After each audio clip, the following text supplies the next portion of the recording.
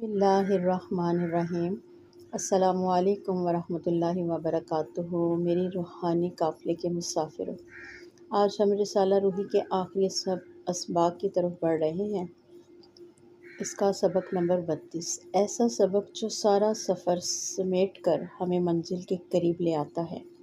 حضرت سلطان باہو رحمۃ اللہ علیہ فرماتے ہیں، جب بندہ اپنی ہستی کو مٹا دے، اپنی خواہش کو دفن کر دے اور دل کو اللہ کی طرف جھکا دے تو اللہ اس کے دل میں جلوہ گر ہو جاتا ہے۔ سبحان اللہ۔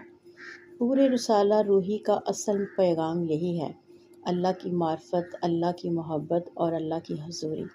یہ حضوری ملتی ہے ذکر سے، لیکن خالص دل والے ذکر سے، عشق سے لیکن سچی طلب والے عشق سے، صحبت اولیاء سے لیکن ادب کے ساتھ، مجاہدے سے لیکن شکایت کے بغیر۔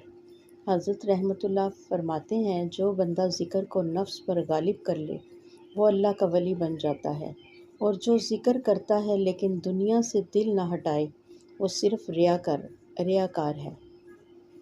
تو اے میرے سننے والوں، یہ وقت ہے خود کو دیکھنے کا، اپنے باطن کا جائزہ لینے کا۔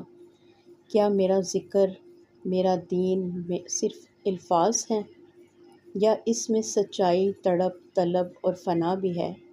عمل کا پیغام یہ ہے کہ اپنے ذکر کو زبان سے، دل سے، پھر دل سے، پھر روح سے اللہ کی طرف لے جائیے۔